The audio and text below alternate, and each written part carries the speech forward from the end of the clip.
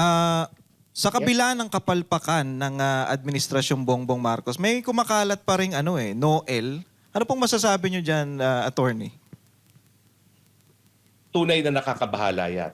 Kasi ang dugong Marcos talaga, dugong diktador. At saka meron talaga silang hindi lang addiction sa kwarta, yung klepto ba? Yung klepto na tinatawag, talagang hindi maiwasan na maging magnanakaw. Meron din talaga silang yung tendency na manatili at maghangad na manatili panghabang buhay sa kapangyarihan. Di pa sila nakontento dun sa 20 anyos na panunungkulan ng kanyang diktador na ama. Gusto nilang ulitin at gusto nilang mas mahaba pa sa 20 anyos. No? At gusto nga nilang ilipat pa ang kapangyarihan sa kanilang mga kaanak, no? Gaya ni Charis. No? So sa tingin ko, yung Noel, yan po talaga ay realidad. Kapag hindi nila natanggal si VP Sara, pag hindi nila na-prevent ang pagtatakbo ni VP Sara, dahil alam naman natin na kahit sinong patakbuhin nila, hindi sila mananalo kay VP Sara, talagang sila ay tutuloy sa Noel. Dahil ang ayaw nila mawala sa kapangyarihan at lalong ayaw nila na makabalik ang mga Duterte sa kapangyarihan. So yan po ay realidad at yan po sa tingin ko ay sadyang mangyayari kung hindi magtagumpay ang impeachment. Attorney, naalala ko nung election, 2022 election, binabanata na namin yan, estate tax na yan eh. Kasi sinasabi namin, pag pinanalo nyo si Bongbong Marcos, hindi na mababayaran yan. Makakalimutan na yan. Kaya alalang-alalo ko yan eh.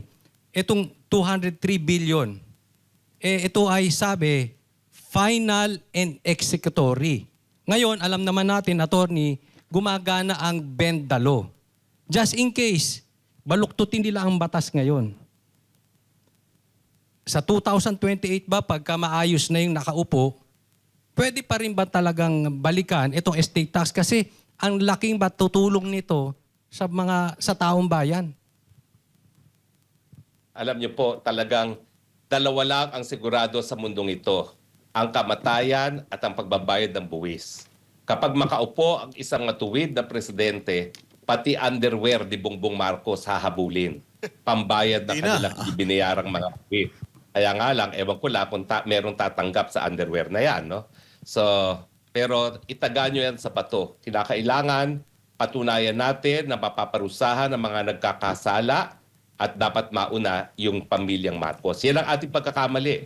Nung sinuka natin ang diktador na ama niya, hindi natin sila kinulong. Bagamat meron talagang conviction ng kanilang ina, no? Na hanggang ngayon ay hindi pa nakukulong dahil nakaapila pa yan. No?